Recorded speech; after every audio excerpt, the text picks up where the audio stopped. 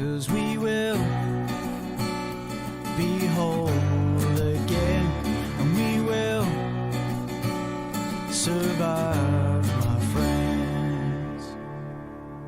Hi everyone, thank you for joining us for the inaugural episode of the Saturdad Podcast, your comprehensive guide to separation and part-time parenting made by blokes for blokes. I want to start off by saying you're not alone. You've joined a brotherhood of men who are doing everything we possibly can to improve ourselves so that we're the best possible fathers to our children we can be. My name's Christian William Wright. This is Neil David Ewan. And today we're going to be discussing a fair few topics. It'll be an introduction to the podcast and what we plan on doing moving forward with it. We've written a book as a resource for fathers and their children. We've got a website that we've put together. Just a whole bunch of things that we'd like to introduce. Even ourselves, tell you all about where our backgrounds and why we're doing this. But I think I'd like to start with the book. It's something that Neil and I have written together. Neil, would you like to take the people through how this came about?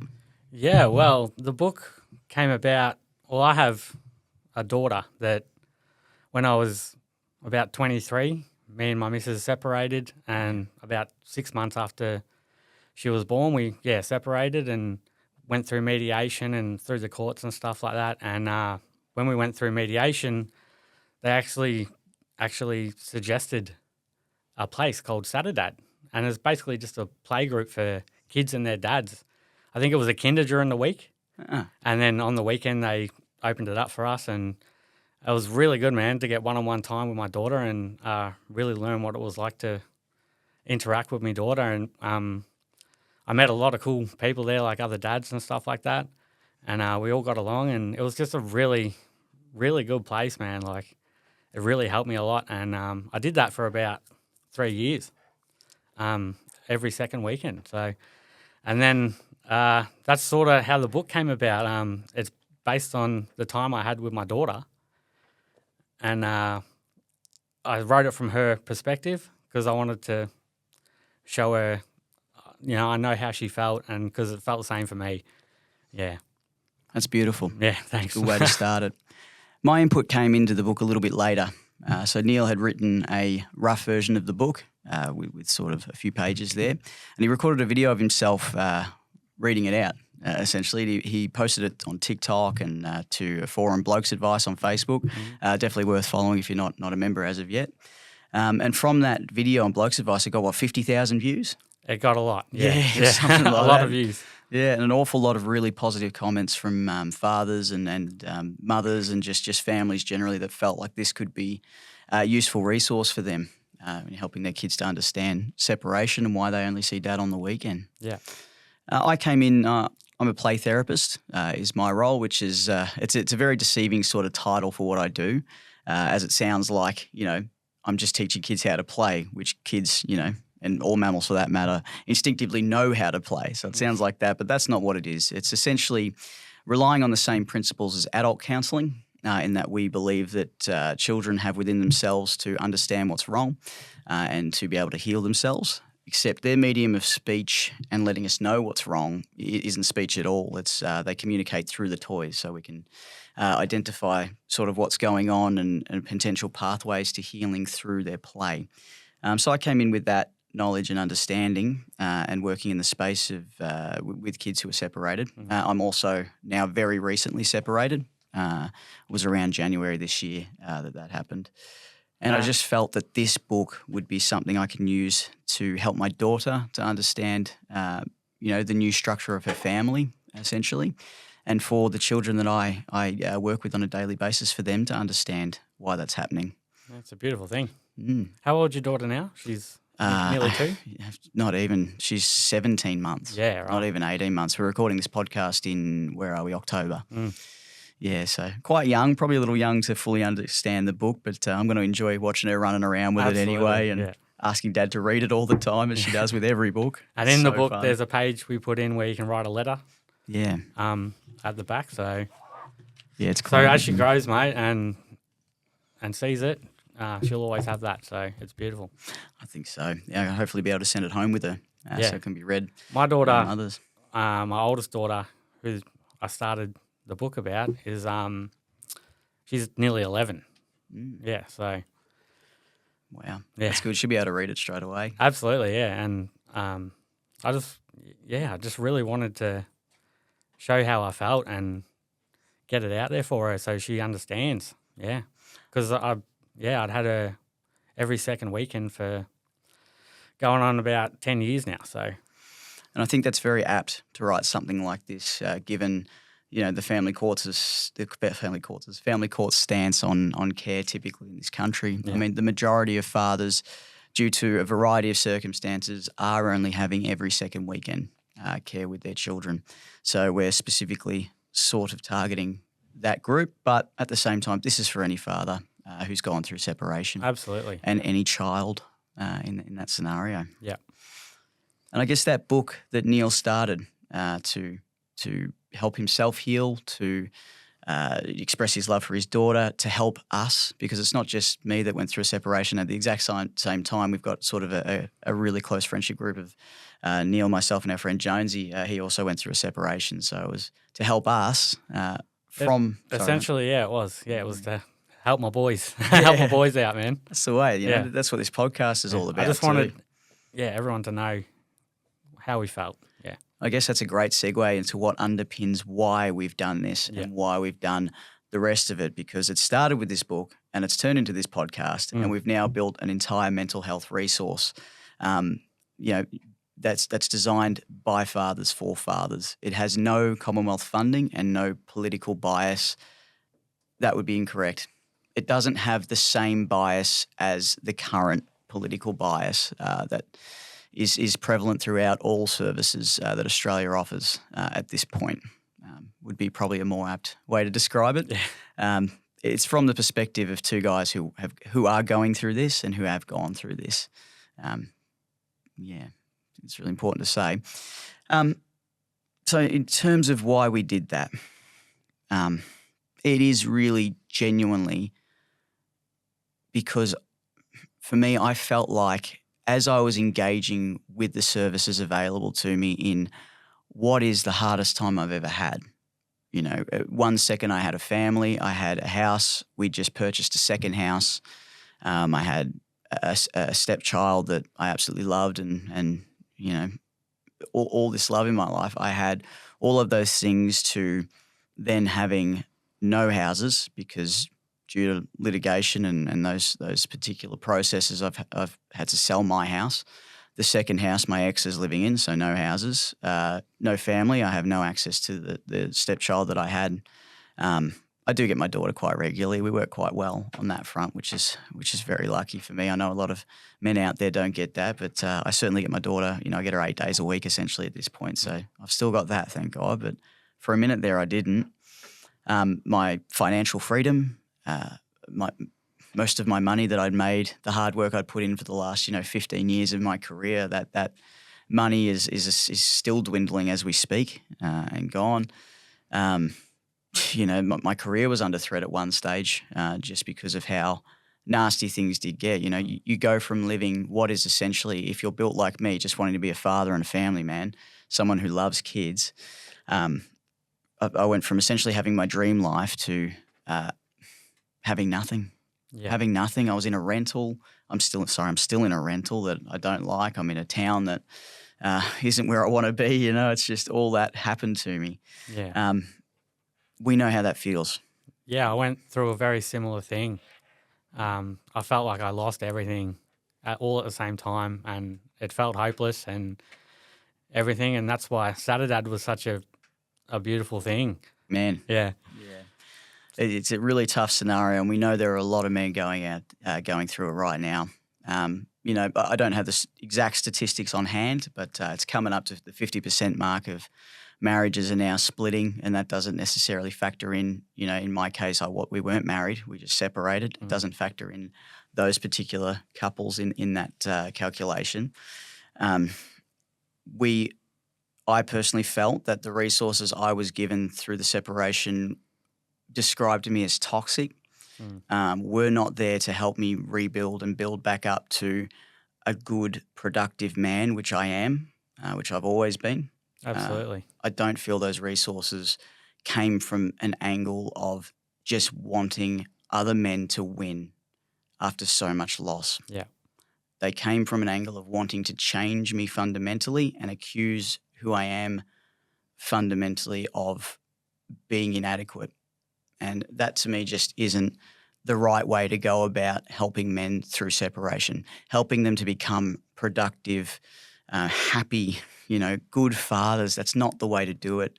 So we built these resources. We're doing this podcast to heal ourselves and equip you with some tools and understandings that help you to realize you are enough. There isn't something fundamentally wrong with your masculinity. There isn't something fundamentally wrong with you. You have the capacity to be a good man.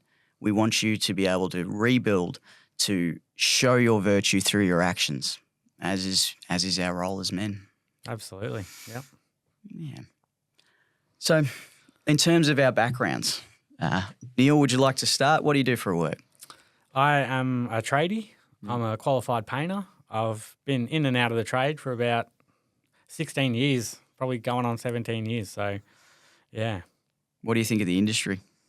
The trade? Yeah. Yeah, it's all right, man. Yeah, it's a living, and I get to work with my hands. I get to work outdoors. I get to work out. It's fine, man. That's how you got those guns, eh? Yeah, that's it. Not a bad rig. Yeah. Oh, I'm Neil. Oh, I'm so strong. Look at me. Oh, I'm so bad. It's not a bad wicket. No, it is. It's good, man. It's good. Yeah, I enjoy it. Nice. And you sort of touched on your family before. You want to take us through your family situation? Yeah. So, my oldest daughter, like I said before, we'd been separated for quite some time, and I saw her every second weekend. I have a missus now, and we have 3 kids together. Yeah, so even when I was building a life and having other kids and finding another woman and things like that, my oldest was always on my mind, still is all the time. It was very hard to be a dad and not be a dad to all of them at the same time.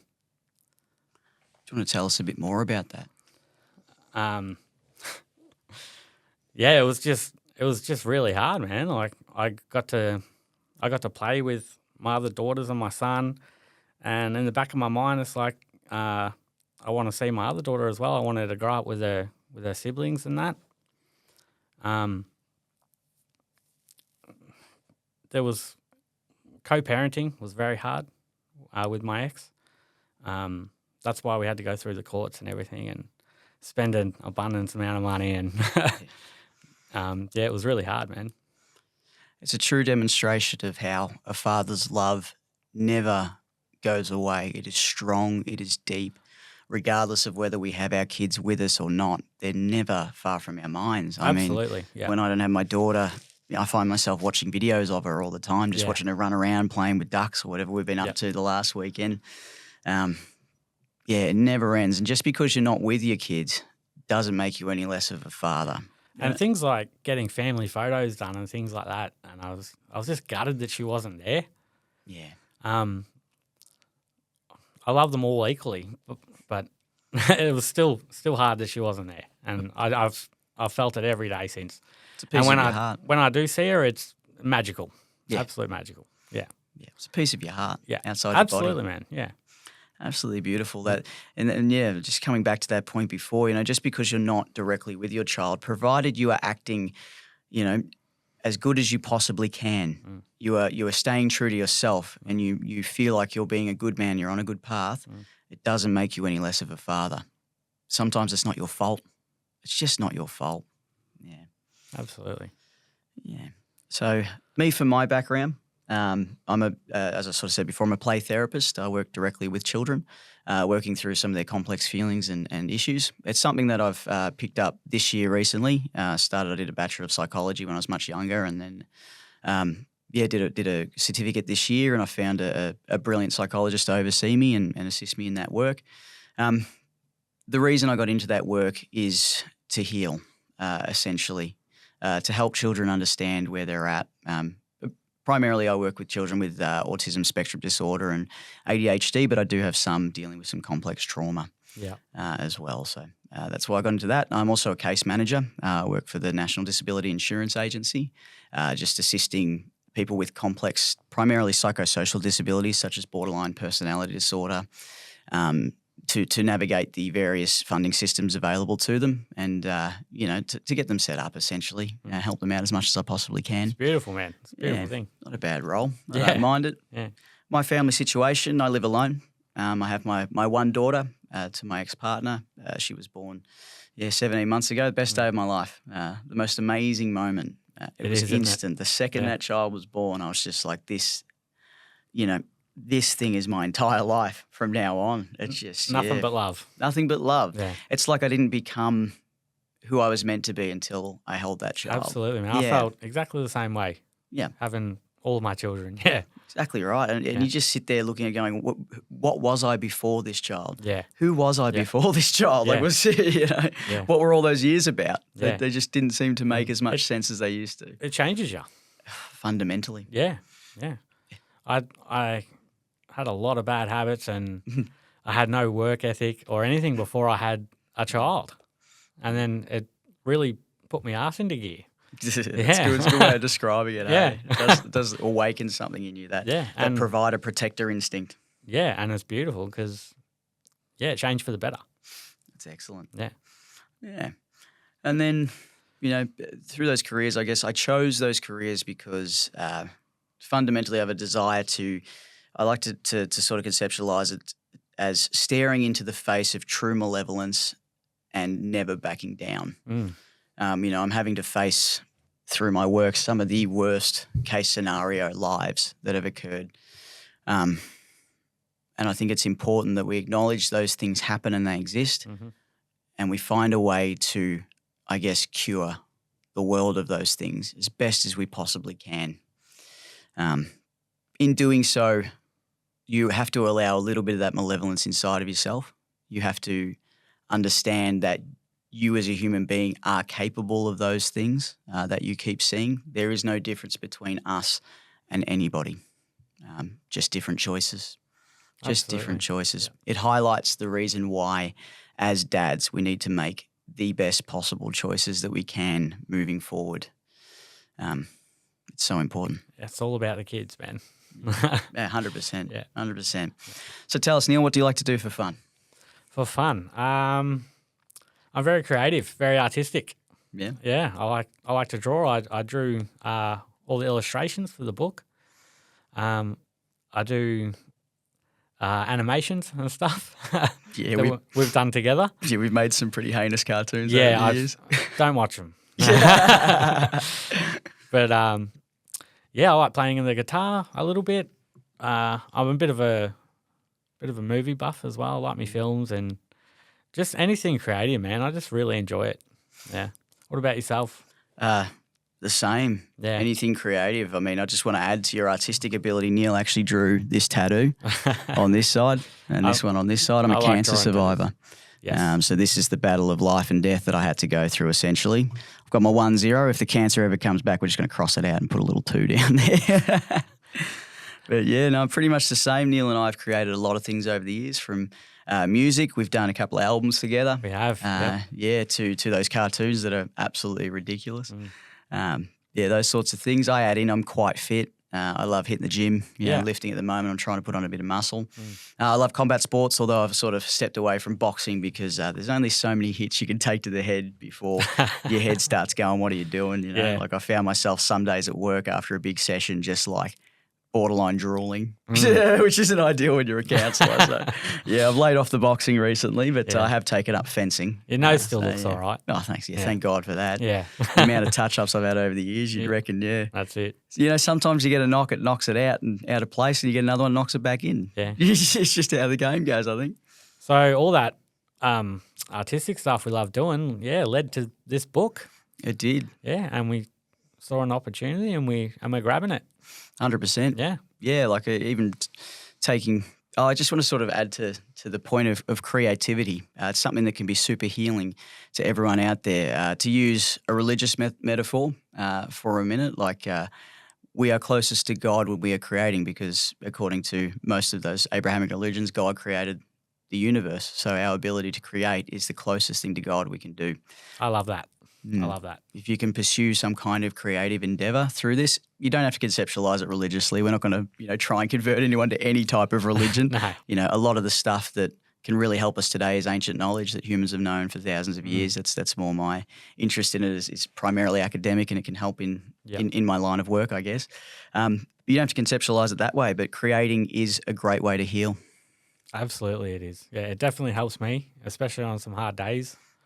I can just lose myself in a pen and paper, mate, and I'm in another world sometimes. I can do it for hours on end, and yeah, it's very helpful. It's almost like meditation. Hey? It is, yeah. Go another place, especially when you can do it collaboratively. Absolutely, and that makes it a lot more fun. 100%. Yeah. Get your mates around. Yeah. You know what I mean? Yeah. I mean, the creative power of one consciousness is huge, but the creative power of many, create an empire. Absolutely, man, which is what we're doing. Yeah, something like that. Yeah, some kind of, altruistic empire, I guess. Yeah. We just want to create, I guess, the best possible service offering to dads and children in need of this particular service, I guess. Yeah. It's the main thing. So with mysaturdad.com, when you jump onto the website, the front page has a video of us just reading the book. So, feel free to watch that with your kids and get a feel for what the book looks like. We did our best. We're not exactly media personalities. We're just blokes. That's kind of the point. Just blokes. Yeah. We did do our best with it, but we read the book as play school-like as we possibly could, I guess. I think we did well. Yeah. I wish I had have channeled more like when the guy who played Jake the Musk in Once Were Warriors, when he was on Play School. I wish I had was channeled he on Play School? Yeah, he was on I Play didn't School. know that. Yeah, it was freaking awesome. Make the men some eggs. That guy. We're not condoning his behaviour, by the way. Absolutely not. We're not condoning that. That is not a good vision of masculinity. But yeah, just that bloke. He was like this massive jack dude on Play School with his little books. He's like, read the book. Funny as hell. I like Funny him. as. Yeah, so we did try to channel Play School, so it's as nice as we can possibly make it. But feel free to check that out. You can purchase the book from there. We're actually doing pre-orders at the moment, just so we can get a feel for how popular this book's going to be. And because we're, like we said, we're not necessarily entrepreneurs. We're not media personalities. I'm a counsellor. It's a counsellor and a painter. We're just doing our best, with all this. So we're trying to inventing the wheel inventing the aeroplane as we're flying it type thing. So that just gives us a chance to work out shipping and how popular this book's going to be. Yeah. So we're doing some pre-orders at the moment. You do get the ebook for free if you do order any physical copy of it, whether it's a soft copy. We do have a hard copy. You will get the ebook straight away for free. Beautiful. So that's on the first page. And then you'll find above there is a link to our resources tab. I very carefully created and curated that list of resources. It's people that I've met through my networks that offer an alternative to what's out there now through the free services you get offered. And websites. I mean, some of them are free. There's websites on there that have courses you can do that that go into various aspects of separation and all that sort of stuff that come from a place of genuinely wanting men to heal. That was my criteria. I was like, is this service presenting a vision of masculinity that says it's toxic and needs to change? Or is it saying men are fundamentally okay, your masculinity is okay, let's find a way to channel it and make you the best man you can? That was my criteria. So the resources on there are of that ilk. They don't come from that angle that you will, if you haven't already, undoubtedly encounter when going through this process. Yeah, I recommend jumping on the website and having a read because it's very good stuff. Yeah, it's got places like dadsforchange.org, which is their background is they're mostly Christian, so they come with traditional values, which isn't the worst thing to come from a belief that the nuclear family is the best possible option, but if it's not available, both mother and father should remain involved in the child's life, and that is their whole mission, essentially, is to try and keep fathers as engaged and involved with their children as possible. It leads to the best possible outcomes. I mean, we'd have to do 10 podcasts to go through the science that backs just how important biological fathers are in children's life. To give you a very interesting study that's occurred recently, it's correlative. It's not saying a direct, it's directly caused by this, but girls who don't have their biological fathers involved in their life, and it has to be the biological father involved in their life, enter puberty on average 1 year earlier. Wow. So that's a biological impact. Yeah. Not to mention the psychological impacts, such as abandonment issues and what they refer to, I guess, kind of in pop culture with a little bit tongue in cheek as daddy issues. You know what I mean? That sort of thing. Not to mention those. So we cannot stress your importance enough. That's their goal. I've also included a counsellor. He's become a bit more of a colleague, kind of a bit of a friend of mine on there, Greg Egan. From, I believe he's called Bright Sky Counselling. It is on the website available. He's created a series of videos that include some really good mental health resources about managing your everyday states, but also some videos to assist you with understanding what may have happened. He goes into pathological parenting, narcissistic personality disorder and the traits associated with that. Some of the moves that they may make moving forward, especially in the first part of separation. It's hard to know as both of you move through the stages of grief what the other partner's going to do. Greg can give you a bit of an idea of what may come about from his videos. I thought that was an important resource to have just for that understanding level. I mean, I know personally when my separation happened, I was grasping at straws. I could not work out what happened. I could not conceptualize something so horrible. It was just like, what is going on? And resources like that did help me conceptualize it a bit more. Oh, that's good. Which is important. Absolutely. I've included on there my own tips and tricks. They're not necessarily science-backed things always. Some of them are just things that are going to help that I think are just important to know. We're going to go into those in the next episode of the podcast where we're going to talk about how we got through our first few months of separation. Yeah. Included those on there and the crisis support lines. It is important that all men know and understand that there is support for you in those times where it gets most darkest. There are counsellors on standby for you that you can call just to talk through what's going on. It's important to note that we've learned recently that human beings view their life events in the world through a narrative, and it's a narrative that you're creating every day. And how the best way to conceptualize that story that is your life is to speak it aloud, talk it out with someone. A skilled professional like a counsellor or a psychologist is able to guide you through that process of understanding that story and those feelings that you're having, because sometimes the feelings override all logic. You're no longer sitting here, you're here, and you can't even understand what happened and why you feel like this. So, it's always a good idea to reach out to any mental health resources you can get your hands on. Just be aware of a few factors with them. They're not necessarily there to help you manage anger. That's its own particular type of resource that's available too. We'll go into some more hints and tricks about managing your anger that will come about in the next podcast. And, that's not necessarily what they're there for. No. Yeah, that's our website. That's available to you. It's just mysaturdad.com is the website. Managed to snag that domain. It's a good one. It's probably the best one we could possibly snag. Yeah. That we've made available. And we'll continue to update that website as we move along. I've put a contact form on the website that says if you know of any resources that you feel may fit that criteria I said before. So they come from an angle where they believe men are fundamentally okay the way they are, and they want them to get back to good health and to succeed and build a positive vision themselves for the future. They don't come from an angle where they believe men should fundamentally change. Provided the resources fit that, I would love to include them on our website. So if you've got anywhere that we can go, absolutely, any ideas, feel free to let us know through the website. Let us know, absolutely. 100%. Yeah. Oh, we also included some forums. We talked a bit before about how Blokes Advice supported the book straight away, which is huge. And how the response we got on that was just so overwhelmingly positive. It was, yeah. As two dudes who have posted, how many songs have we posted? A lot. Why don't you just tell the people about some of the comments we get on them? Good or bad? Mostly bad. I don't know if it's Mostly we're bad, yeah. Is it that we're bad? We don't get a lot of good feedback for our music and other things we've done, like cartoons and stuff. But the book, I don't think I got one bad comment.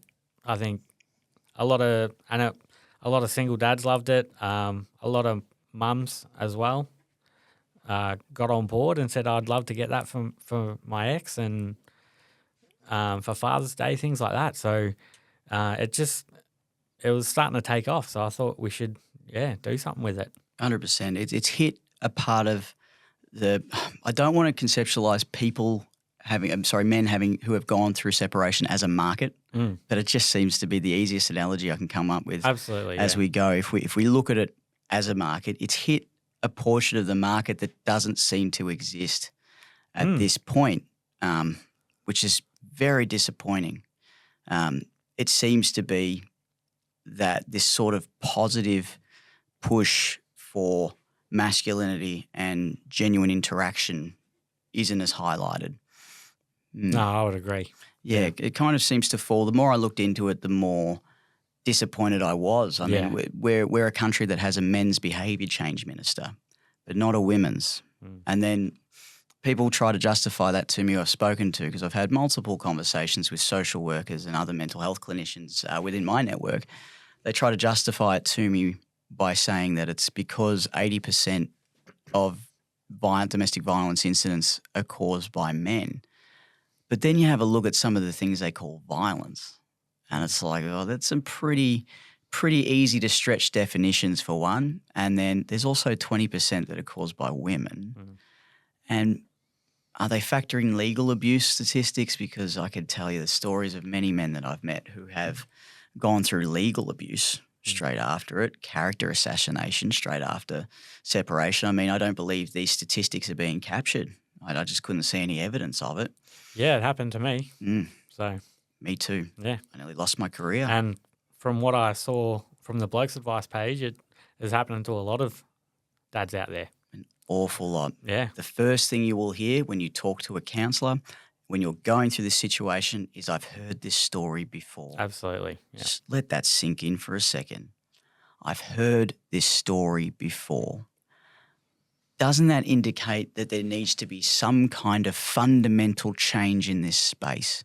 If this story is so common, why isn't there, I'm not picking on women. This podcast will never be about bashing women. We believe they're important and they need to be involved in their children's lives and they're great, but there needs to be some acknowledgement of female pathology if we're going to attack male pathology. And that just doesn't seem to be an area of focus or an area that's really even spoken about. It seems to be kind of pushed aside and hidden. And yes. Yeah. So it's given us a bit of an axe to grind on this podcast, I guess. So we will be unpacking things such as that. Yeah. Controversial subjects we will not be shying away from because it's necessary. It is necessary. I'd like to reiterate, we're never here to attack anybody. That is not our maybe to be critical of some of the initiatives and things that we're seeing potentially, but we're not out there to attack women, ex-partners. That's not what this is about. It's about affecting change in the landscape that we're working within for the positive. Yeah. So let's have a little look at the book. Sorry for everybody who's just listening, but we're just going to show a couple of the pictures and things that Neil's drawn because they are absolutely stunning. So the picture we've got up now is our beautiful model of a little girl. She's sitting on her, is it a bed or a beanbag? It's a bed. It's a bed. So pretty. I believe. Yeah, it's lots of pink. She's got little pigtails and blue eyes, and she's reading her little book. It says, Saturdad is adventures, painting, books and toys. Anything that you can imagine, the day is filled with joy. It's very, very colourful, very bright. I just wanted to make it lovely for the kids to look at. Designed to be super eye-catching. Yes, yeah. Especially the age group we're targeting. This book would be ideal. Probably I would say 3 to 7 would be kind of the area where we're tackling. It's quite simple. When they're at that reading level, sort of 3 in prep, they should be able to read this book by themselves, which is quite exciting. It begins by talking about some of the, activities and exciting things that this little girl's going to engage with when she's with her dad. But then we felt it was necessary to include the feelings of having a Saturdad. So we put in, a page here that says, I know my Saturdad loves me with every piece of his heart. I know that never changes, even when we are apart. We felt something like that was really important to have in the book. Yeah, I think it's very important to capture that. It's beautiful. It is, yeah. If I say so myself. It is. Yeah. And the particular language used there is quite simple. It's very simple. Yeah. And that was fully intentionally done, essentially, we want the children who read this book to be able to conceptualize what that means. I mean, for us as adults, we know that. We touched on that earlier in this podcast, that no matter what happens, we will always feel that love for our kids. We'll always miss them. It's always there. It never leaves. They feel it too. But they don't, particularly in that age, it is difficult for them to conceptualize that verbally, like we've done there. So that was the intention of the simple language that we've used in the books as well. A good way of thinking about it, a little sort of parenting tip that I let parents know in my clinic, is that children live in their hearts, in their feelings. They're down here. They're not up here. They're down here in their hearts. And they're like that until they're 13 even. It's around 13 that they start to be able to conceptualize those emotions that they feel into words and explain how they're feeling. Before that point, they have great difficulty. A lot may not be able to at all express how they're feeling. So when they have those big tantrums and those meltdowns and all those things, we still feel those feelings as adults. We still get angry. We still get anxious. We still get scared. We still want to lash out. But as adults, we can stop it. We can breathe. We can then conceptualize how we feel into words. Kids can't. Yeah. They can't. They know that love is there. Yeah. They feel that love. Yeah. This is trying to help them to understand what that love is. Absolutely. Yeah. That was our thinking.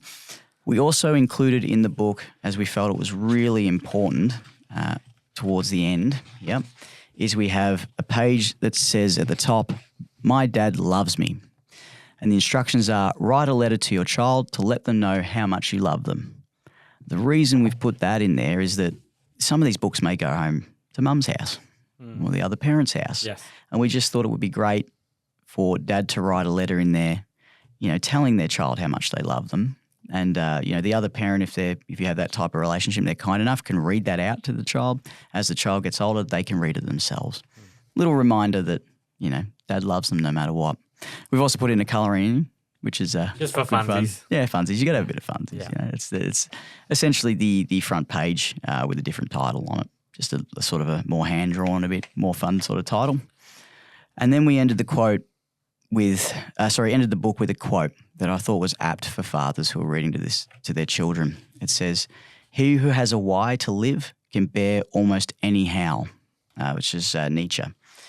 And then I wrote underneath, no matter how hard it gets, no matter how much it hurts, no matter how many obstacles they put in your way, never give up on your children. They need you. I just thought that was important to have that at the back. The challenges you are facing or you will face going through separation are going to be some of the hardest trials of your life. There will be times where it feels like it's easier just to give up, to just leave the situation, but you can't. You are needed. That's why I put that there. I just wanted to, men to know that that's how important they are. It's Absolutely. Just not stressed enough. You are everything to your kids. Yeah. You are. You are dad. Yeah. You are that hero. You are that amazing thing. I mean, until they hit teenagers, but that's another story. I mean, we didn't write this for teenagers. No. We wrote this for teenagers. We put a few naughty words in it. Yeah. Can you imagine that? My Saturday for teenagers. Dad comes home, finds my bong. Imagine if someone wrote My Saturdad for us. Yeah. Like, it'd be interesting. Yeah. Tell the people what you were up to when you were a teenager. I don't think I'd ever tell my kids. To be honest. Yeah, but that proves something good too. I mean, you're meant to go through that bit of a rapscallion phase, that Absolutely. naughty, Yeah. where you're just absolutely ridiculous. You're testing the limits, you're pushing. You have to do that phase as a person, because if you don't do it early, you do it later. Yeah. Everyone does it. Yeah, well, that's how we grow. How we learn. 100%. I mean, the proximal development, the key proximal development milestones in that is that, like, the perfect person does do some naughty stuff when they're younger. They do enough, not so much that they're delinquent, because if you go too far and you're delinquent, you end up in jail, but just enough so that they know the consequences of that. That's the best person as an adult. Yes. Do you know what I mean? Yeah, the one absolutely. that never does anything will do it later. Yeah. Because limit testing, pushing is something like part of being a human. Do you know what I mean? It's something we have to do. Yeah. Yeah. So it's all right that we've been a bit cheeky. But imagine that. My Saturdad comes home, tells me to stop stealing cars. There'd be some kids out there it's relevant for. Yeah, for sure. He finds all the booze that I stole from the bar. I think we'll skip My Saturdad for teenagers for this point. I think so, yeah. I think we'll just keep it young and fun. Young and fun. Yeah. That's the plan. Young and fun. That's the group that really needs to understand what's happening. I mean, once they're teenagers, they can conceptualize what's happening. They know what divorce is. Absolutely. Yeah, they can watch a TV show and get a feel for it. They can work it out. They can work it out. Kids this age, it can be an absolute shock. Yeah. It's important to keep checking in with them. Absolutely. Yeah. 100%. I think I'm quite happy to wrap up our first episode of the Saturdad podcast. No what do you worries, think? mate. I think that's good. I just want to thank you for being a part of it with me, mate. Oh, thank you. Yeah, we've touched we've- on some good things, I think, and yeah. I think so too. I mean, we've been friends for 20 years? More? Yeah. 20-something Going on years. 20 years. God, it'd be longer. Yeah. Year 7, 34 now, 21 years. We're that old. Yeah, it's getting on. God, feeling every minute of it. Yeah, thanks for joining us. Yeah, 100%. I just want to say another thank you to Jordan and the people at Mavros Studios here for setting up such an awesome place to record a podcast. Thank you to everyone who supported us through the process of writing My Saturdad and building our resource. We hope that you take some time, jump on that website and enjoy. And just remember, you're not alone. 100% you're not alone. Reach out. Thanks, everyone. Thanks.